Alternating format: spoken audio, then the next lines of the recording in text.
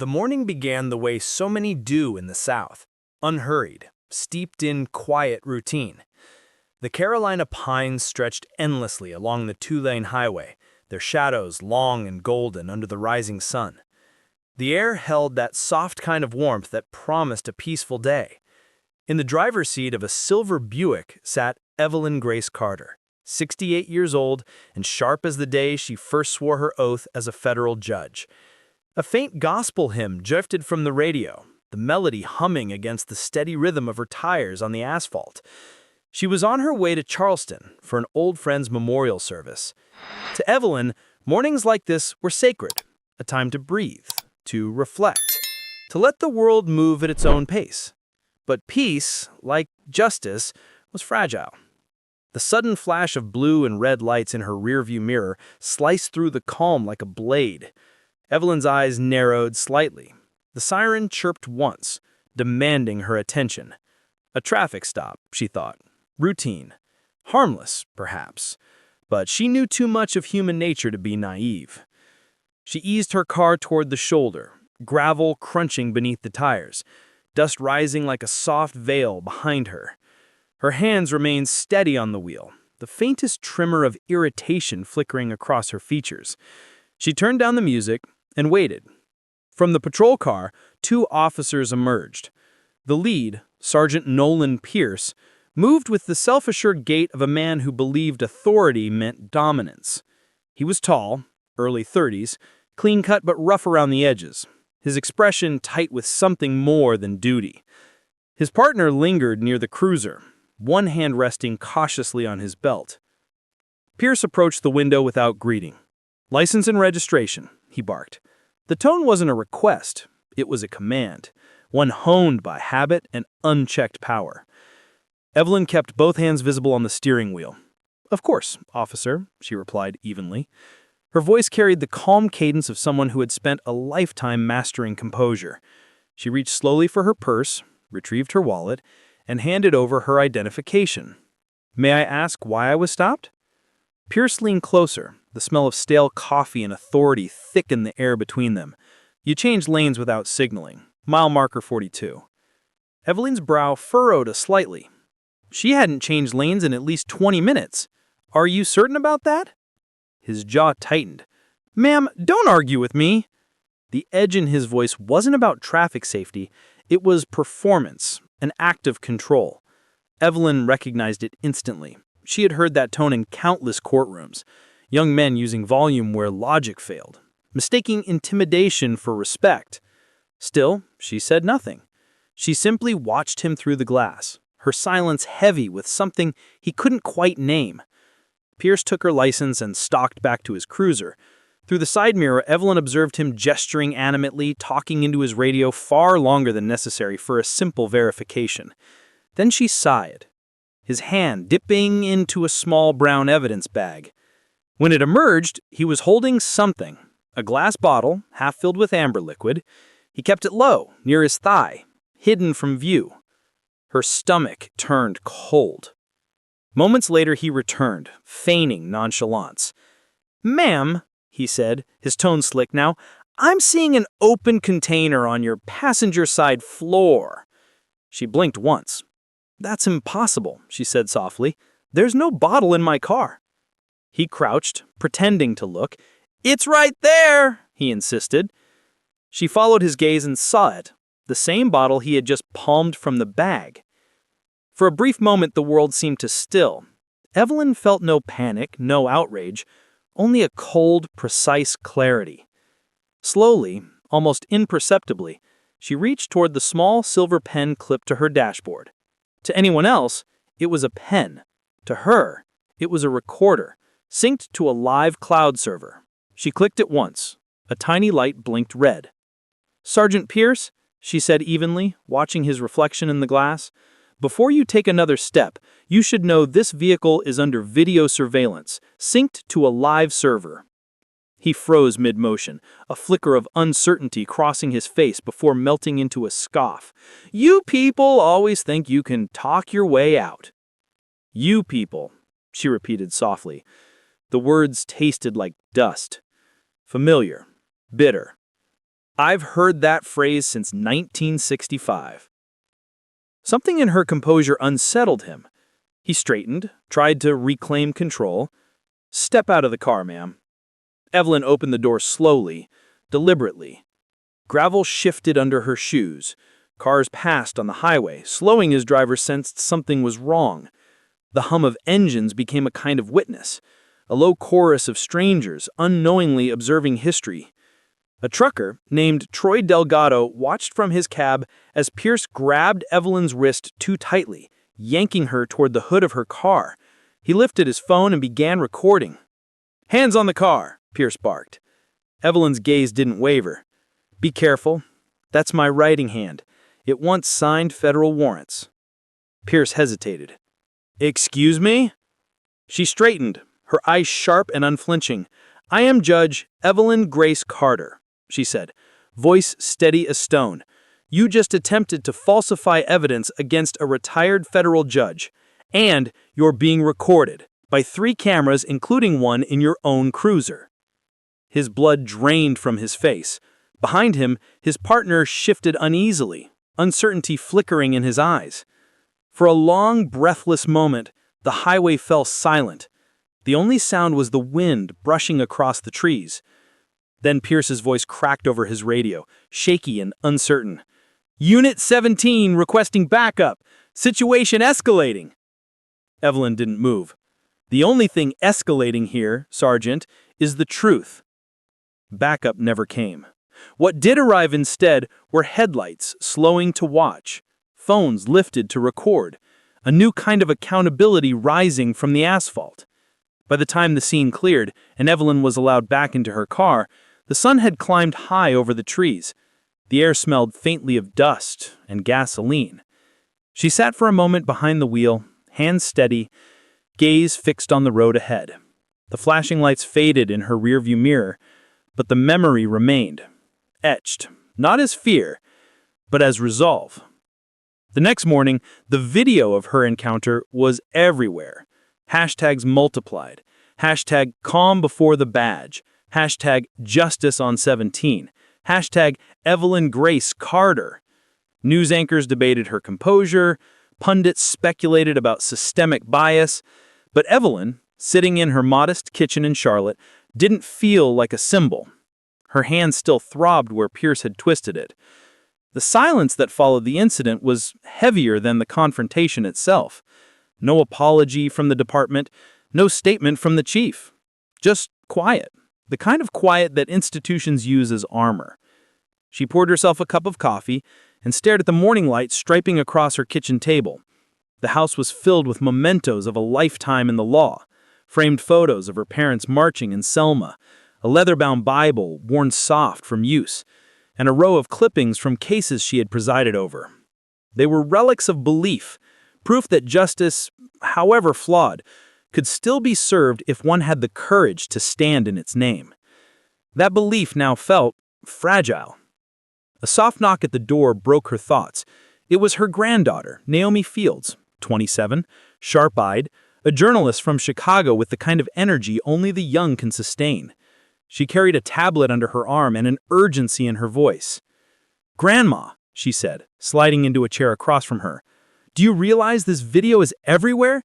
You're trending in all 50 states. They're calling it the calm before the badge." Evelyn didn't look up from her coffee. "That's not what it was," she murmured.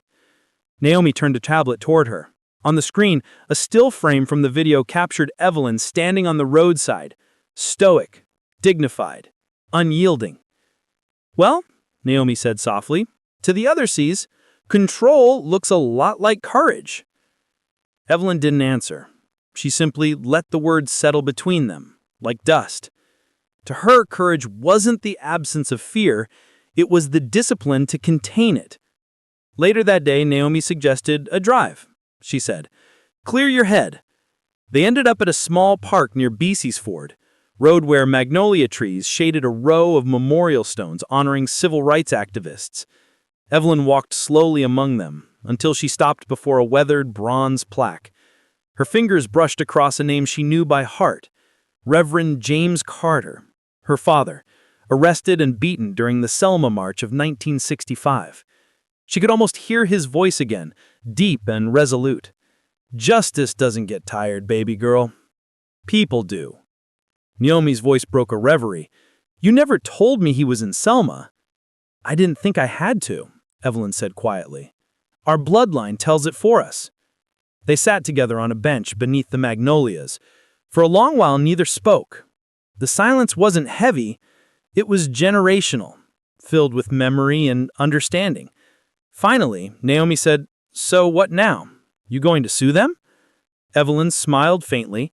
And what would that fix? Money doesn't change minds, systems do. Naomi's eyes lit up. Then let's change the system! Evelyn studied her granddaughter, the fierce determination in her eyes, the fire that mirrored her own at 27. You've already started, haven't you? The morning after the storm, the house felt heavier than usual. The blinds let in narrow slices of light that cut across the kitchen table, illuminating the clutter of coffee mugs, open folders, and Naomi's laptop blinking with unread notifications. Evelyn sat quietly, her hands folded before her, eyes on the faint steam curling from her untouched cup. The world outside had changed overnight, and yet here, in her modest Charlotte home, everything looked the same.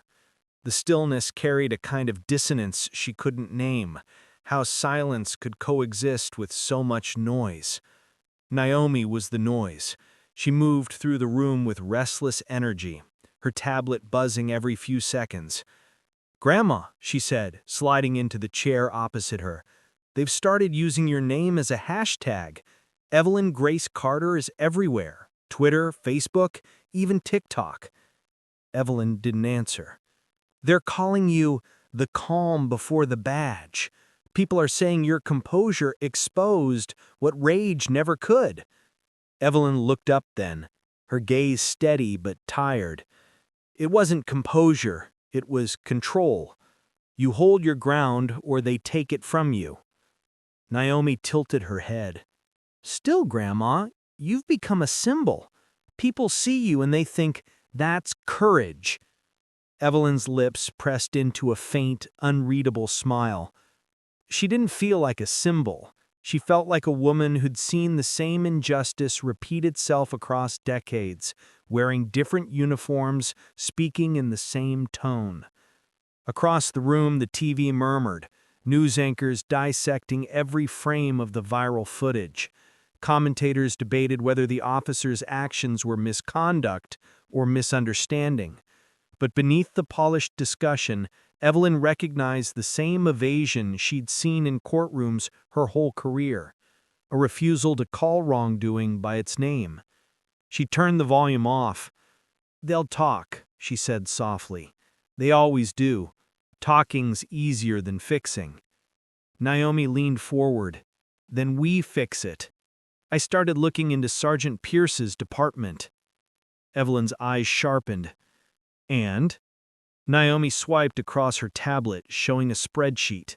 "He's had 5 complaints in the past 2 years. Use of force, tampering with evidence, racial bias. All dismissed. And get this, every complaint comes from a traffic stop on the same stretch of Highway 17. Evelyn's expression didn't change, but something in her posture did, like an old instinct stirring beneath years of discipline. "The same stretch," she repeated. "How many miles?" "About 40, Naomi said, "between Charleston and Brunswick. Locals call it the Gauntlet." Evelyn reached for her reading glasses and studied the data. The pattern was unmistakable. Rows of names, mostly Black and Latino, each tagged with routine stop, voluntary search, or suspicious behavior. "And none of these people were charged?" Evelyn asked. Naomi shook her head. "Not one. But most of them lost something. Cash, vehicles, even personal property. All under civil forfeiture. Legalized theft." Evelyn exhaled slowly. "They're stealing under the color of law." Naomi nodded. "Exactly." The two women sat in silence, the weight of the revelation settling between them. For Evelyn, it wasn't just data, it was déjà vu. She had seen this pattern before, decades ago, in different forms, when laws designed to protect were twisted into weapons of control. The phone rang, breaking the moment. Evelyn reached for it, expecting a reporter, but the voice on the other end made her sit up a little straighter. "Evie, it's Martha." A slow smile touched her lips. "Lord, it's been too long." Martha Jameson had been Evelyn's closest friend during the civil rights protests of the late 1960s. Two young women who'd faced troopers and tear gas together, bonded by principle and stubborn faith. "You made the news again," Martha said, laughter in her voice. "You always had a way of making trouble look holy." Evelyn chuckled. "It wasn't supposed to be like this, Martha. I just wanted to drive to a funeral." "Funny how justice always shows up uninvited," Martha said. An hour later, the two sat across from each other in the same kitchen that had seen so many quiet mornings. Martha still carried that fire in her eyes, though time had softened her frame. "You remember Birmingham?" she asked. "That trooper twice your size telling you women like us belonged in kitchens, not courtrooms?" Evelyn smiled faintly. "And you told him he'd better hope his wife could cook his defense." They laughed, and for a moment the heaviness lifted. But Martha's tone grew serious. She reached into her bag and pulled out a thin folder. "You're not the only one, Eve. My nephew got stopped 3 months ago. Same road. Same story." Evelyn opened the folder. Inside were photos, receipts, an impound notice. "They said they smelled alcohol," Martha explained. "He doesn't even drink. Took his car, said it was evidence, never gave it back." Evelyn's jaw tightened. "How much was it worth?" "About 20 grand. Naomi leaned over the table, scanning the documents. "This matches the others. They're targeting people with newer vehicles, higher value assets." Evelyn sat back, her pulse steady but her thoughts racing. "This isn't random. It's organized." "That's what I thought." "And you know who's signing off on it?" "Chief Gerald Baxter." Evelyn looked up sharply.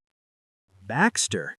He testified in my courtroom once, swore his department's integrity was beyond reproach." "Seems integrity got expensive," Martha said dryly. That was the moment Evelyn's resolve hardened.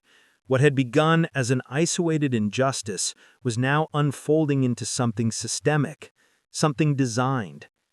Over the next few days, the house became their headquarters. Naomi worked from dawn till midnight, pulling public records, filing information requests, and building a map of every suspicious stop along Highway 17. Martha made calls to local pastors, civil rights attorneys, and community leaders, gathering first-hand accounts.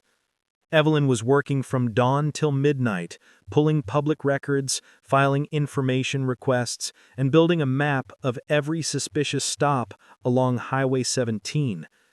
Martha made calls to local pastors, civil rights attorneys, and community leaders, gathering first-hand accounts.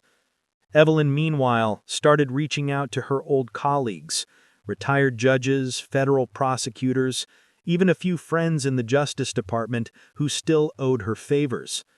The answers she received were cautious, coded, and chillingly consistent. "Be careful. Don't dig too deep." But Evelyn Carter had never been good at obeying warnings. Late one night, Naomi rushed into the living room, holding a laptop. "Grandma, look at this." On the screen was a state procurement document, dense legal text buried deep in a government database. At first glance, it looked unremarkable, but Naomi pointed to a line near the bottom. "Highway Intersection Performance Incentives, State Law Enforcement Division, authorized by Chief Gerald Baxter." Evelyn's eyes narrowed. Performance incentives. They're paying officers to make stops. Naomi nodded. Bounty hunting with badges. Evelyn felt the old courtroom fire rising in her chest. Who authorized it? There's a signature. Initials RL. Evelyn froze. Robert Langston. Naomi frowned. You know him? Evelyn's voice softened. He was my mentor at Yale. Became a legal advisor for state enforcement oversight. Paused. If his initials are on that document, this isn't just corruption, it's policy. The weight of betrayal hit harder than anger ever could. Langston was the man who once told her that integrity was the spine of the law. Now his name was attached to its corrosion. The next morning, Evelyn made a call she hadn't planned to make. Clarissa, she said when the line picked up. It's Evelyn Carter. I need a favor. Clarissa worked at the Justice Department, an old ally, now a senior legal analyst. Evelyn explained what they'd found. An hour later, Clarissa called back, her voice low. Evie, listen carefully. That program, Operation Falcon, it's real, state-run, funded off the books. Supposedly for drug intersection, but it's been twisted. Whoever leaked that document, protect them. They're in danger. Evelyn felt a chill settle over her. Danger from whom? From everyone involved, Clarissa said quietly. And Eve, if you go public, they'll come for you too. That night, Evelyn didn't sleep. She sat alone in her study, the rain whispering against the windows. The files lay open before her. The road from Savannah to Washington stretched long and gray, a ribbon of asphalt cutting through a country Evelyn Grace Carter no longer fully trusted. Naomi drove ahead in her small SUV, headlights slicing the dawn, while Evelyn sat in the passenger seat of Troy Delgado's truck. The rhythmic growl of the diesel engine filled the silence. Outside, mist clung low to the fields, blurring the horizon into a watercolor of blue and white. Evelyn had traveled this road before, decades earlier, when she was a young attorney fighting for voting rights in counties that still whispered the old hatred behind polite smiles. Back then, she had believed that progress was permanent, that laws, once changed, stayed changed. Now she knew better. Laws were only as good as the people enforcing them. Naomi's voice came through the speakerphone, clear and steady. The files are encrypted and backed up in 3 places. If anything happens to us, they go live. Evelyn smiled faintly. You sound like your grandfather. Is that a compliment? It's a warning, Evelyn said softly. He was stubborn. Naomi laughed. Then I'm in good company. The humor didn't linger. As they passed the first sign for D.C., Evelyn's thoughts drifted to the flash drive locked in her bag, the one Leah Monroe had risked her career to hand over. Inside were the numbers, the names, and the rot. Operation Falcon. It wasn't a program of safety, it was a machine that fed on fear and rewarded corruption. By the time they reached the city, the sky had turned the color of steel. Martha was waiting for them at a small apartment borrowed from an old activist friend. The moment Evelyn stepped inside, she could feel the hum of tension in the air. Maps covered the walls, laptops glowed on every surface. Naomi's phone buzzed constantly with calls from reporters and lawyers.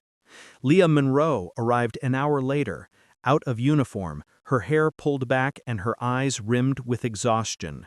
You sure you want to do this? She asked, setting her bag on the table. Once this goes public, there's no undoing it. Evelyn met her gaze. You came to me because you wanted truth. Truth doesn't ask for permission. Leah exhaled. Then let's make it count. She plugged in her laptop and opened the contents of the flash drive. Thousands of files filled the screen, each one a record of an unlawful stop, a confiscation, or a payment. Evelyn leaned in, her glasses slipping slightly down her nose. 2,912 stops, Leah said, scrolling. 91% minority drivers, 97% labeled voluntary. And see here, she clicked on a folder titled Performance Metrics. Bonuses, direct deposits from state funds to officers based on asset value seized. Naomi's mouth tightened. So the more they steal, the more they earn. Leah nodded. They even had a term for it. Productive interdiction. She turned the screen so they could all see. And here's the approval chain. Chief Gerald Baxter, legal oversight by Robert Langston. The name landed like a blow. Evelyn sat back, eyes distant. Langston, she murmured. He used to teach me that justice was blind. Seems she just stopped looking, Martha said grimly. The air in the room thickened with the weight of revelation. Every piece of evidence confirmed what Evelyn had begun to suspect, that Operation Falcon was not a rogue initiative, but a sanctioned system designed to convert justice into revenue. We take this to Congress, Naomi said finally. They can't bury it if it's in the public record. Leah hesitated. Congress won't move without pressure. You need public outrage, something they can't ignore. Naomi's eyes lit with a spark of the same conviction Evelyn once carried in her 20s. Then we'll give it to them. The next morning, Naomi's article went live on the Chicago Sentinel's front page. Operation Falcon, inside the program turning highway stops into profit. The story hit like a thunderclap. It spread across the internet within hours, picked up by national outlets by noon, debated by analysts by evening. Hashtags multiplied, civil rights groups demanded investigations. Evelyn watched the coverage in silence, sitting by the window as the city's noise surged outside. She didn't feel vindicated, not yet. Truth, she knew, wasn't justice. It was just the start of a harder road. By nightfall, the threats began. Anonymous calls, unmarked cars idling too long on the street. Naomi insisted on moving to a hotel. Evelyn refused. If they want to find me, they'll find me anywhere, but they'll find me standing. Martha stayed with her, unafraid. We've been followed before, she reminded her. They just have better cars now. It would have been almost funny if not for the tension that hung between every breath. Leah checked in daily, always careful, always using different numbers. Baxter spooked, she said during a late call. They're shredding documents, wiping drives. You've got a small window before it all disappears. Evelyn glanced at the old leather briefcase sitting beside her chair. Then we don't wait, she said. We go now. The House Civil Rights Subcommittee agreed to an emergency session. The invitation was formal, almost perfunctory, to provide testimony and evidence related to alleged misconduct in state law enforcement forfeiture practices. But Evelyn knew what it really was, a chance to drag the truth into daylight. The morning of the hearing, the room filled before the clock struck 8. Reporters packed the aisles. Families who had lost homes, cars, and savings to the corrupt program crowded the back rows, clutching photos and receipts as if they were talismans against erasure. Naomi sat near the front, camera discreetly rolling from her lap. Leah stood against the wall, in uniform again, her posture straight, but her hands trembling. When Evelyn entered, the noise softened to a hush. Dressed in a navy suit, her silver hair tied back nightly, she looked every bit the judge she once was, not retired, but reawakened. The gavel struck wood, calling the session to order. "Judge Carter," said the committee chair, "thank you for your presence. You may begin." Evelyn rose, adjusting the microphone. "Mr. Chairman, members of the committee, I appear before you not as a judge, but as a witness to what happens when the law is treated not as protection, but as profit." The words echoed through the chamber. She spoke of the morning she was stopped, of the falsified evidence, of the bottle Sergeant Pierce tried to plant in her car. She spoke of the quiet that followed, the silence of departments protecting themselves. Then she turned to the data. In 5 years, she said, nearly 3,000 citizens were stopped along Highway 17. 89% were people of color. 72% had no recorded infraction. In 97% of those cases, property was seized without a criminal charge. The official justification, probable suspicion. The unofficial one, profit margin. A murmur rippled through the audience. Reporters began typing furiously. Evelyn continued, "Programs like Operation Falcon disguise exploitation as enforcement. They do not serve the law, they sell it." When she finished, the room fell silent. The committee chair nodded gravely. "Thank you, Judge Carter." Then came Leah. She took the stand in her crisp uniform, voice trembling at first. "I joined the force because of my father," she said. "He was the kind of man who believed service could heal the world. I thought I could do the same. But what do you do when the institution you serve starts devouring the very people it swore to protect?" Her voice steadied. "I became a cop to stand up for truth. Instead, I ended up protecting men like Chief Baxter. I can't do it anymore." From her folder, she produced copies of internal memos signed by Baxter himself. "Officers demonstrating high interdiction productivity shall receive discretionary compensation. Those who fail to meet performance benchmarks will be subject to reassignment." The room buzzed. Even the reporters stopped typing for a moment, stunned into stillness. The committee chair turned to the audience. "Chief Gerald Baxter," he said, "please step forward." The doors opened and Baxter entered, flanked by his attorney, face stern, eyes defiant. He carried himself like a man accustomed to command. "I categorically deny these allegations," he said into the microphone. "Every action under my command was lawful. Every officer was instructed to operate within the bounds of the Constitution." He turned toward Evelyn, his voice dripping with disdain.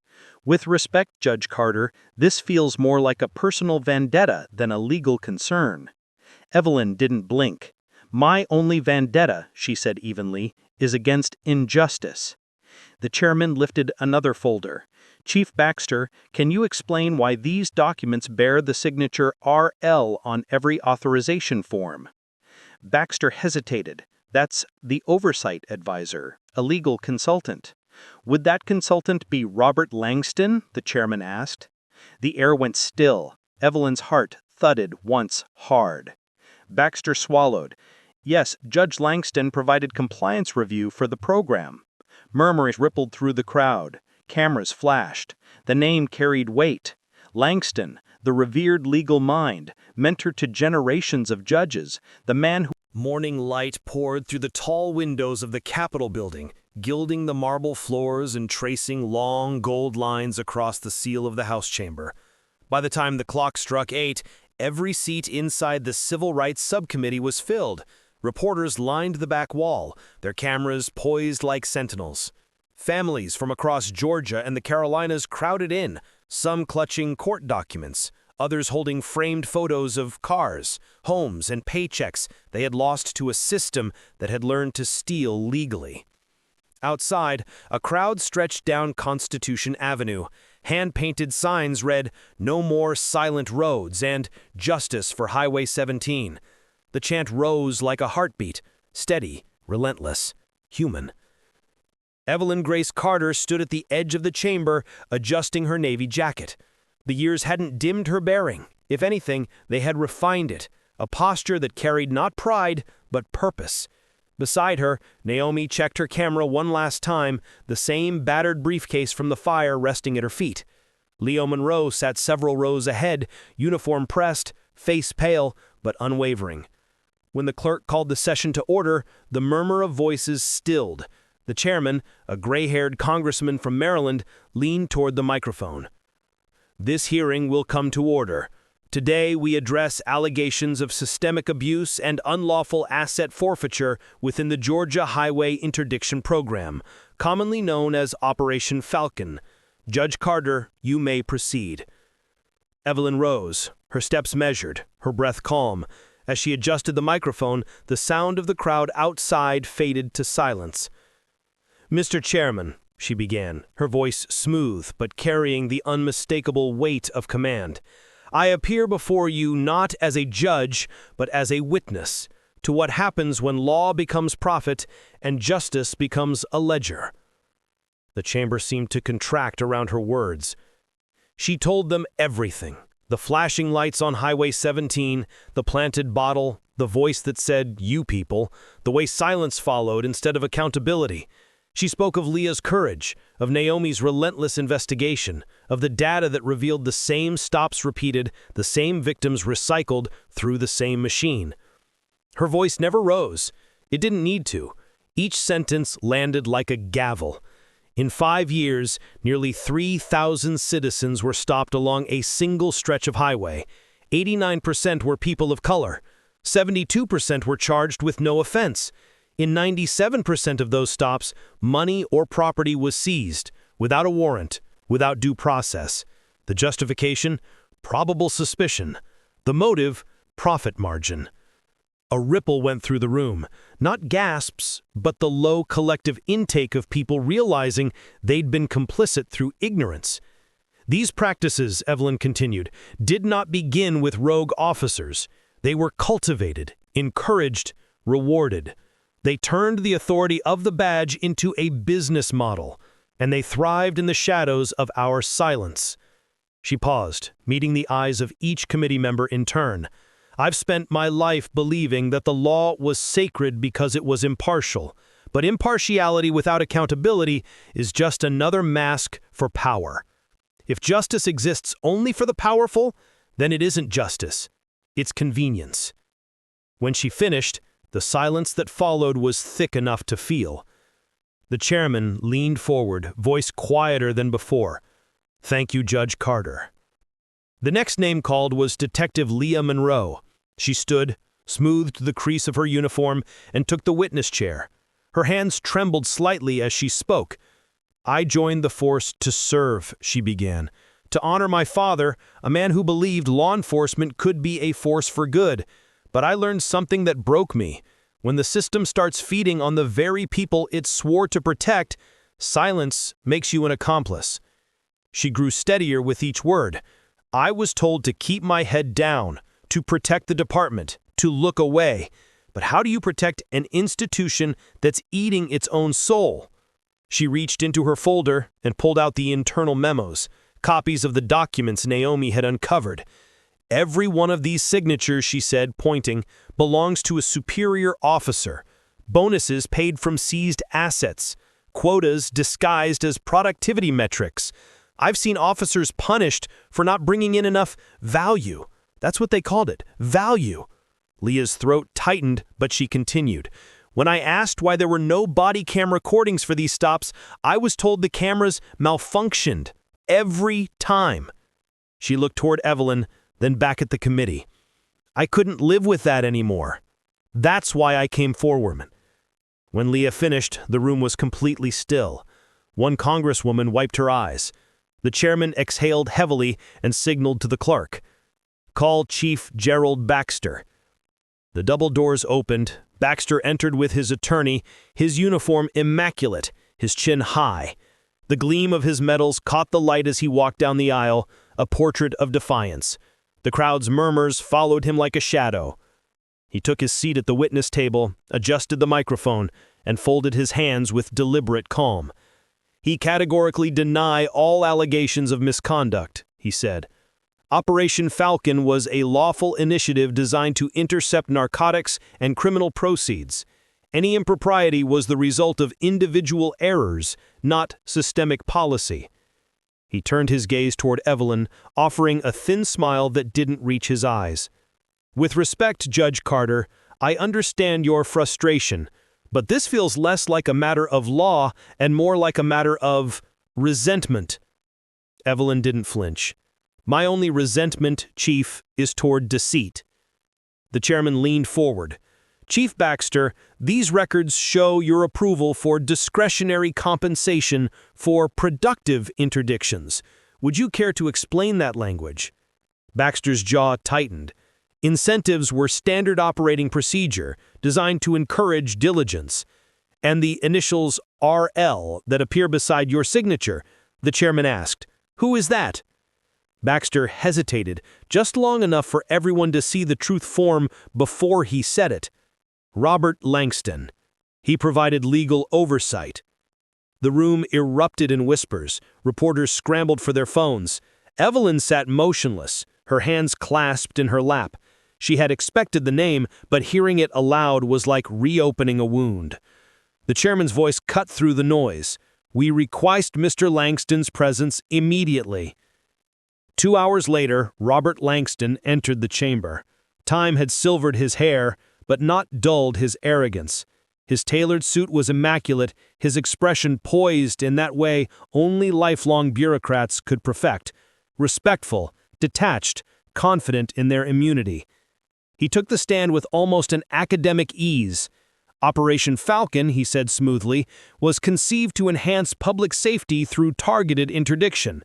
Any misuse or deviation from policy occurred without my knowledge or authorization. Evelyn watched him, studying every movement, every carefully measured phrase.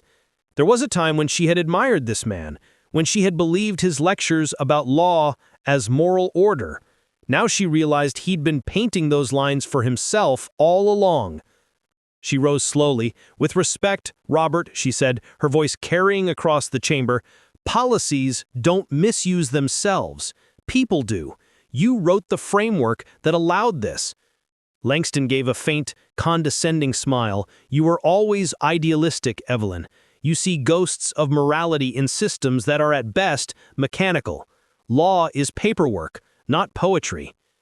Evelyn took a step forward. Then why does your paperwork have blood on it? The room froze. Reporters forgot to type. The chairman's gavel struck once, sharp against the wood, but it was too late. The moment had already detonated. Langston's face twitched, just slightly, the first crack in the porcelain. His attorney leaned over to whisper, but the cameras had already caught it, the silent flicker of guilt, or maybe just fear.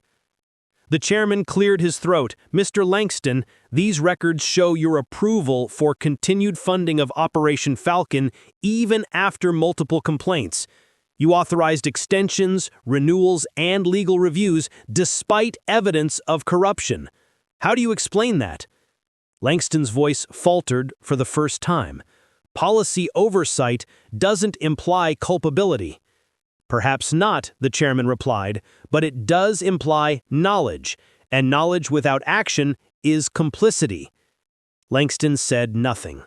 His silence was its own confession. Across the aisle, Leah closed her eyes. Naomi's camera caught every second, the once revered advisor stripped bare by the truth he could no longer spin. The chairman turned to the committee. Effective immediately, we are forwarding all evidence to the Department of Justice for criminal review. He looked up. Chief Baxter, Mr. Langston, please remain seated. 2 agents from the FBI's Public Integrity Section, who had been standing quietly at the back of the room, stepped forward. The soft clink of handcuffs echoed louder than any gavel. Gasps rippled through the crowd. One man whispered, "Finally!" Another murmured a prayer. As Baxter was led out, he turned toward Evelyn. You think this changes anything, he sneered. The system doesn't break because of one woman. Evelyn met his gaze, calm and unyielding. No, she said, it breaks because of what that one woman reveals. Outside the Capitol, the steps erupted in a storm of flashbulbs and questions. Naomi moved through the press line, her camera steady. A year passed. The headlines had long quieted, but the ripples of what happened on Highway 17 had not. They had spread outward, through courtrooms, precincts, classrooms, and kitchen tables across the country, reshaping the conversation about what justice truly meant. The Evelyn Carter Act was now law. Passed through Congress with a rare show of unity, it outlawed all performance-based forfeiture programs nationwide. It required federal oversight for every interstate interdiction unit and created a permanent board of citizen auditors to monitor police incentives. The newspapers called it the Road Reform Bill. Activists called it the Highway Freedom Act. But for the people who had lost cars, homes, and dignity to corruption, it was something simpler.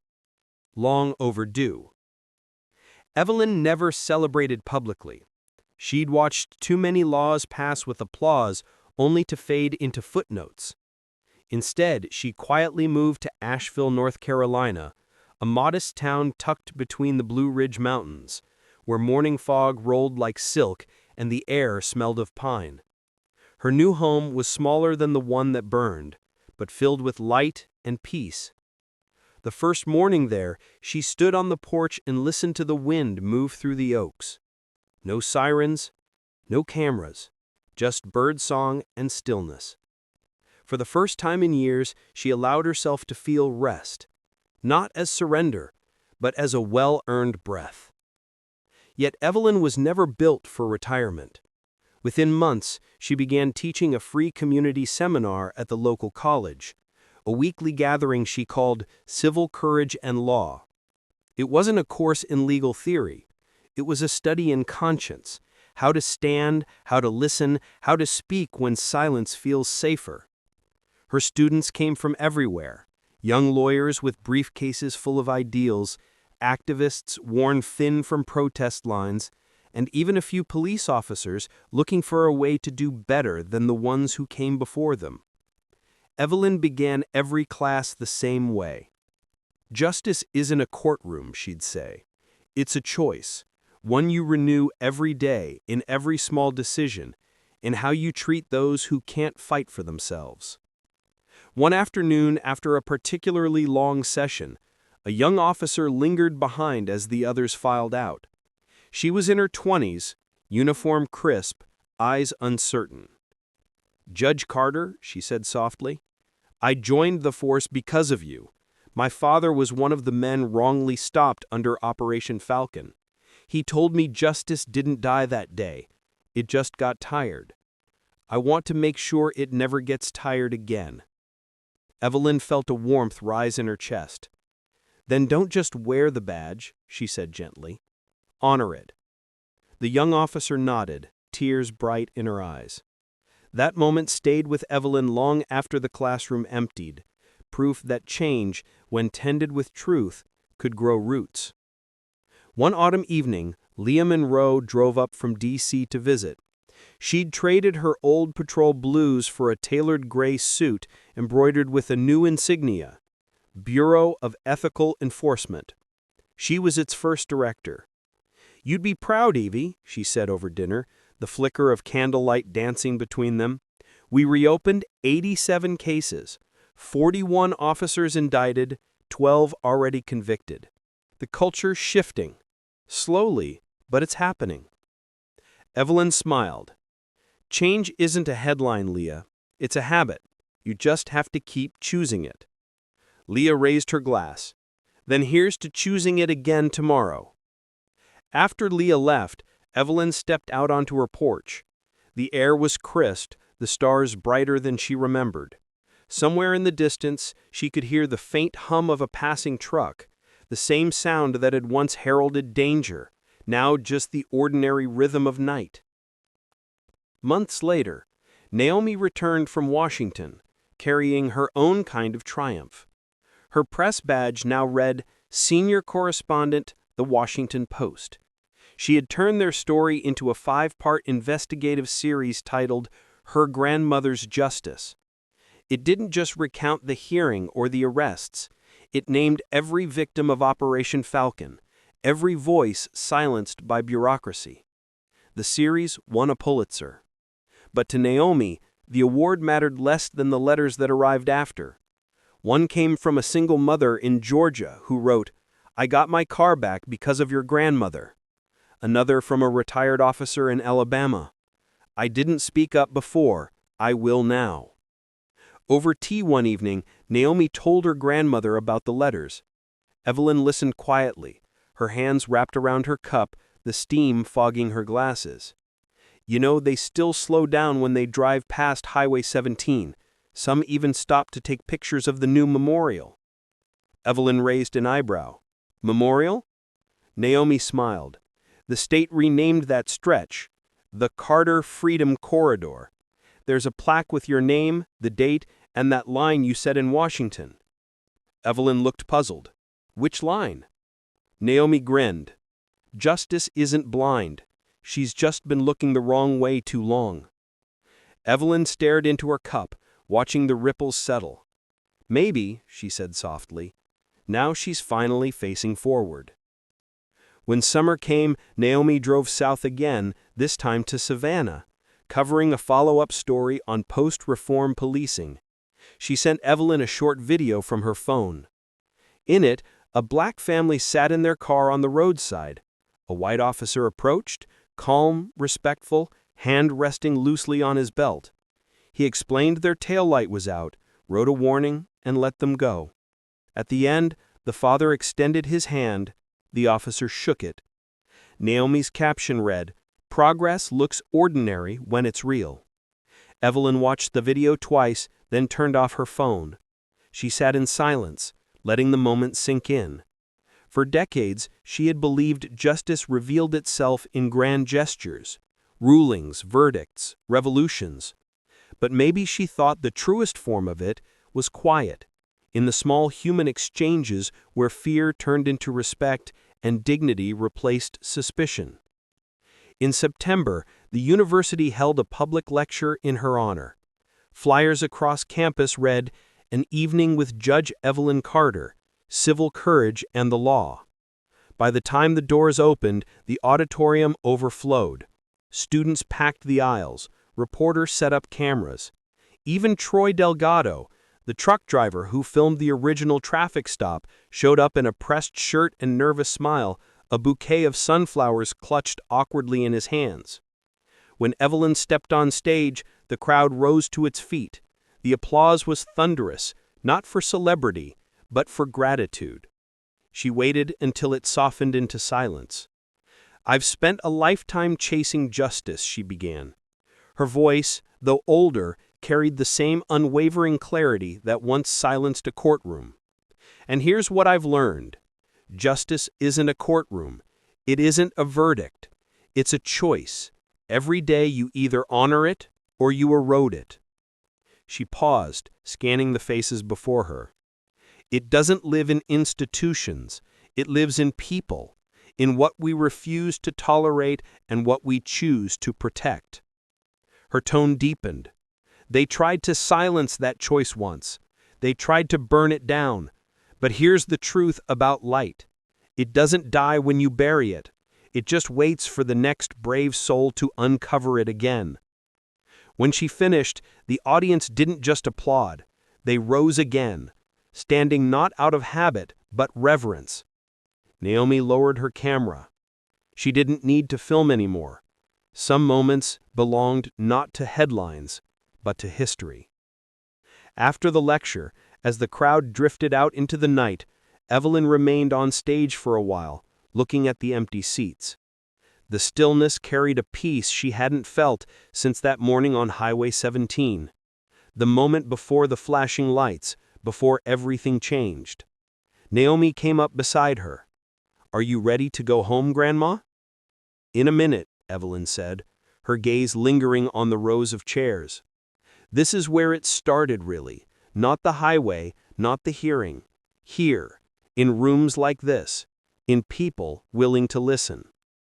Naomi slipped her arm through hers. "Then let's make sure they never stop."